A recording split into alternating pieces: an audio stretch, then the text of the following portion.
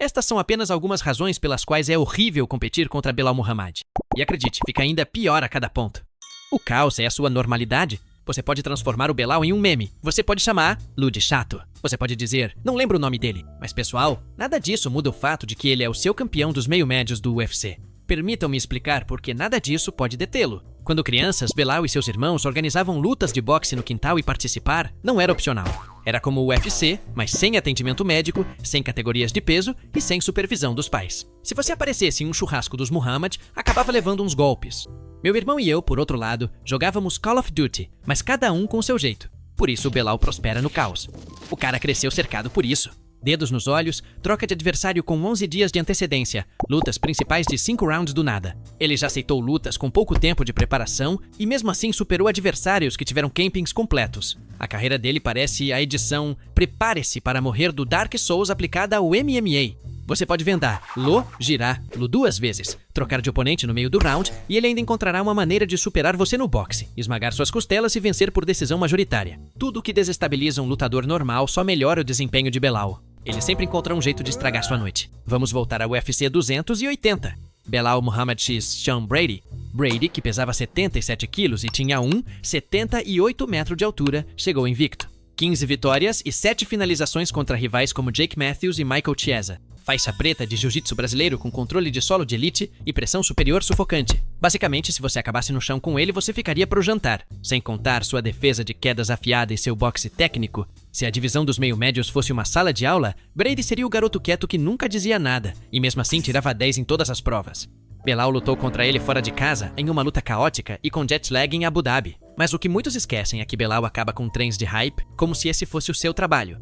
Apesar das viagens, da altitude e das mudanças no card, ele não se importou.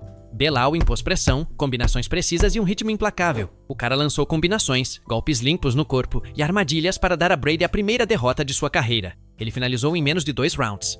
E assim, de uma hora para outra, a aura de Brady desapareceu. Belal foi agressivo, mas cerebral. Naquela noite, ele mostrou que fatores externos, o ambiente ou mudanças de última hora, não o afetam. O cara é feito de caos e molho barbecue. Ele se alimenta disso, mas isso não é tudo que Belal traz para a mesa. Ele também tem uma arma não tão secreta, o jab de anúncio pop-up. Belal não é um homem de um só golpe, ele é mais o homem dos 200 golpes. Um cara que aposta mais no volume do que na potência. Lutar contra ele é como lutar contra um sistema de aspersores, irritante. Você não precisa se preocupar em ser nocauteado, mas sim com um ritmo incessante de morte à base de 1000 jabs. Seu jab é como um anúncio pop-up que você não consegue fechar. Você inicia sua combinação, um jab no nariz, ele pega você respirando com a boca, um jab no estômago. Seus oponentes parecem estar distribuindo uma série de golpes para o segundo round. Leve-me de volta ao UFC 258. Belal Muhammad ex-Diego Lima. Lima pesava 75 quilos e tinha 1,95 m de altura. Ele acumulava 15 vitórias, 7 finalizações e 7 derrotas. Era um kickboxer veterano com contra-wrestling sólido, golpes de longo alcance e potentes chutes baixos. Lima tinha vantagem em altura e alcance. Era cerca de 5 centímetros mais alto e tinha aproximadamente 8 centímetros a mais de alcance do que Belal. Um demônio dos chutes na panturrilha que preferia vencer por decisão a buscar o nocaute. Mas infelizmente para ele, Belal não estava ali para um sparring. Ele recebeu alguns dos chutes na panturrilha mais brutais que já vi, como se fosse um Nokia de 2002, e mesmo assim continuou pressionando. Depois mancou no segundo round e ainda assim superou Lima com um sorriso no rosto. O jab de Belal foi a estrela da luta, fiel ao seu estilo.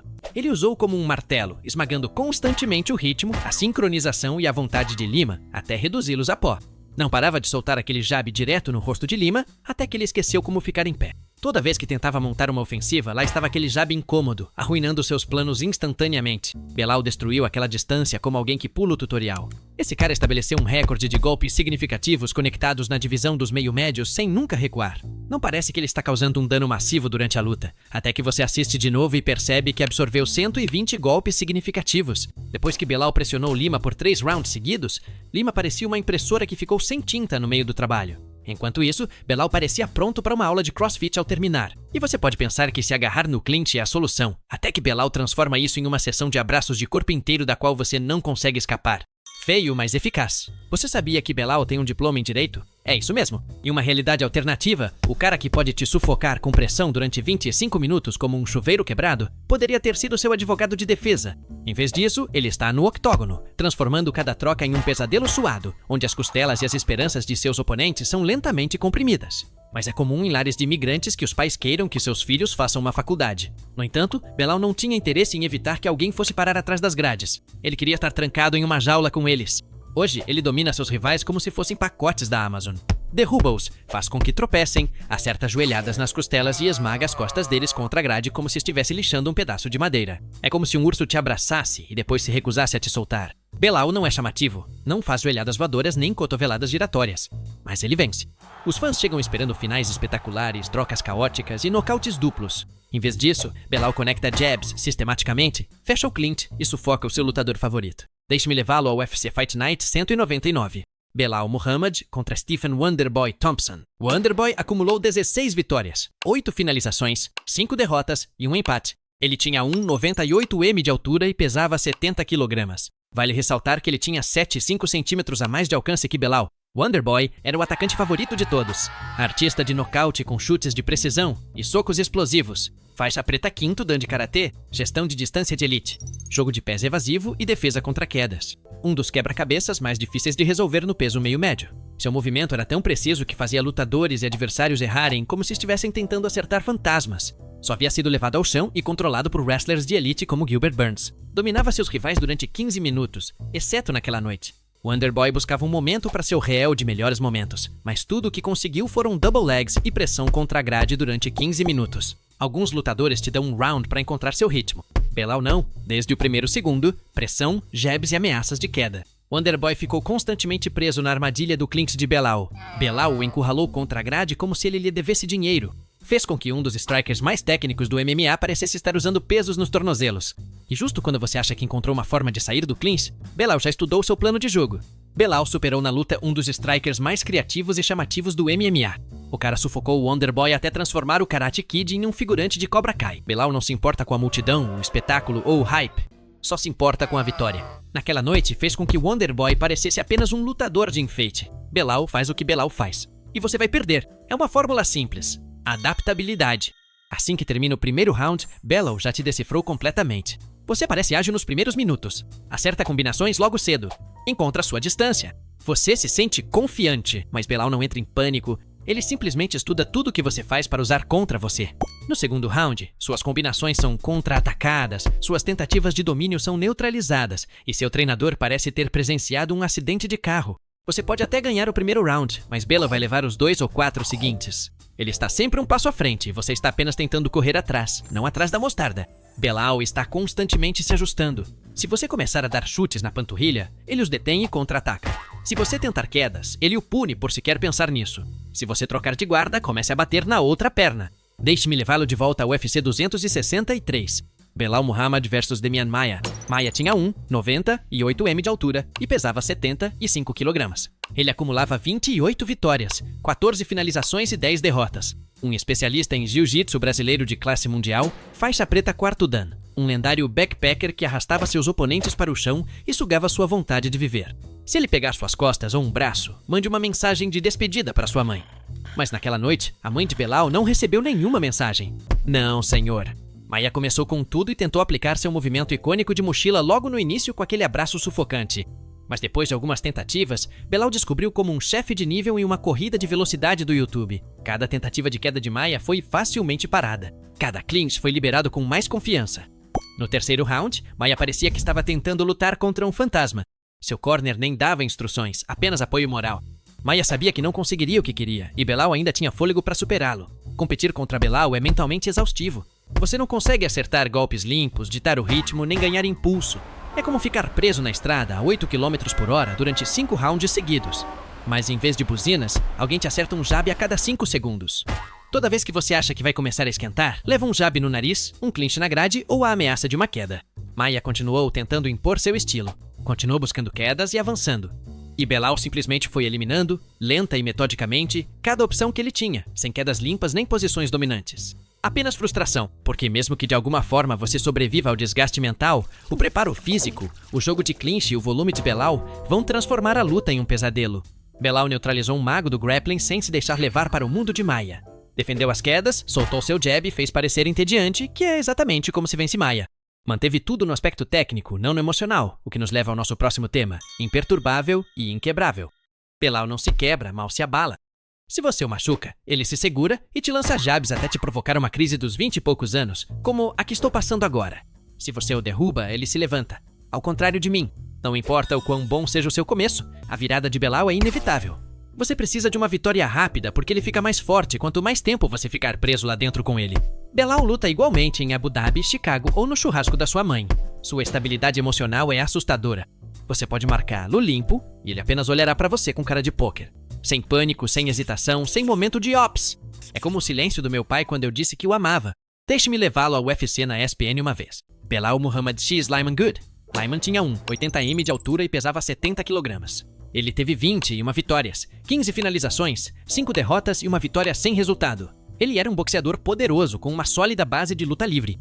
Ele teve um nocaute sério, uma defesa de queda subestimada e um estilo de luta baseado em pressão constante. Lyman era um tanque ambulante de músculos. Se ele encostasse no seu queixo, havia grandes chances de que seus planos para o fim de semana fossem cancelados. Lyman o acertou em cheio no segundo round e o machucou seriamente. A maioria dos lutadores teria desistido mais rápido do que eu em uma partida de pôquer. Mas Belal sacudiu o golpe, entrou no clinch e voltou ao trabalho como se tivesse começado um turno extra. Ao final do terceiro round, Belal ainda estava ditando o ritmo e conectando combinações. Lyman simplesmente parecia ter esquecido onde estacionou o carro. Belal mostrou sua resistência ali, ficou cambaleando no meio da luta, mas se recuperou instantaneamente e mesmo assim lutou para vencer por decisão. Foi uma atuação clássica e aguerrida de Belal resistir à tempestade e depois sufocar o adversário. Belal é daqueles caras que ficam atordoados no Mario Kart, mas mesmo assim vencem a corrida no último segundo. Se você acerta um golpe limpo nele, ele continua avançando como Michael Myers com um Fitbit. Se você defende uma queda, ele se reposiciona e tenta de novo. Não é só o preparo físico, é a tortura psicológica de perceber que você não tem escapatória. Você passa 15 minutos sabendo que não pode superá-lo nem nocauteá-lo. E enquanto isso, vai sendo sufocado lentamente até que seu espírito sai do corpo e observa tudo das arquibancadas mais baratas. Só acelera, sem freios. Aposto que você não sabia que Belal compete ou treina enquanto jejua durante o Ramadã todo ano, o que significa sem comida nem água do amanhecer ao entardecer. Enquanto isso, alguns lutadores parecem precisar de um botão de pânico depois de 2 rounds com uma garrafa de água na mão. Eu entendo eles. Toda vez que preciso subir um lance de escadas, me humilho rapidinho. Belal, por outro lado, destrói adversários sem uma gota de Gatorade no sangue. A dor é progresso, bebê, e Belal transforma isso em uma experiência religiosa. É só aceleração, sem freios. Enquanto outros meio-médios pesados ofegam como se tivessem esquecido o inalador, Belal continua pulando, fintando e te enchendo de golpes como se ainda fosse o primeiro round. Meu namorado parece pronto para um triatlo a qualquer momento. Deixe-me levá-lo ao UFC 304. Belal Muhammad contra Leon Edwards II. Leon teve 22 vitórias, 7 finalizações, 3 derrotas e aquele infame no contest, justamente contra Belal. Ele tinha 80 de altura e pesava 70 kg. Tenha em mente que Rocky não perdia uma luta há quase uma década. Sua última derrota foi em 2015 para Usman, uma revanche que ele venceu 2 vezes, incluindo o chute giratório que repercutiu no mundo todo. O Muay Thai de Leon é afiado e ele possui um dos chutes altos mais limpos do esporte. Durante esse período invicto de 9 anos, ele defendeu 8 de cada 10 quedas, mas havia muito contexto antes desse confronto. Se você procurar por anticlimático no dicionário, encontrará a imagem do primeiro confronto entre Belal e Leon em 2021.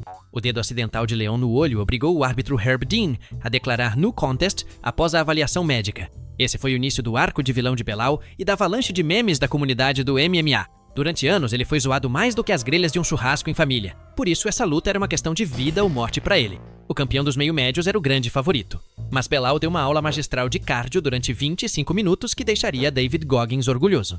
Já sabíamos que ele tinha resistência de sobra, mas ele apareceu como aquele amigo que se recusa a ir embora antes do after que termina às 5 da manhã. Desde o início, Belal deixou claro que não veio brincar com o jab de Leon. Derrubou o campeão nos primeiros 30 segundos e isso não foi um mero acidente. 13 tentativas de queda, 9 concretizadas e mais de 12 minutos de controle no chão. Neutralizou o oxigênio, a estratégia e o ritmo de Leon. Transformou a luta em uma aula de grappling, mantendo-o no chão com mais firmeza do que eu quando tento impedir meu amigo de mandar mensagem para a ex dele. Ao longo dos 5 rounds, a luta agarrada e o clinch de Belal mantiveram Leon na defensiva. Ainda assim, Leon teve seus momentos. Por um instante, quando reverteu uma queda no terceiro round e pegou as costas de Belal, todos se inclinaram para a frente. Mas Belal rejeitou todas as tentativas de finalização como se estivesse em jogo um encontro com Sidney Sweeney. Mesmo no 5º round, o campeão acertou uma cotovelada afiada que abriu um corte em Belal, mas não foi suficiente para abalar o sangue frio do meu camarada. No final, venceu por decisão unânime, obrigando todos a gravarem seu nome ao se coroar com aquele cinturão dourado. Aposto que você está curioso para saber por que é ruim lutar contra Arman. Assista a este próximo vídeo.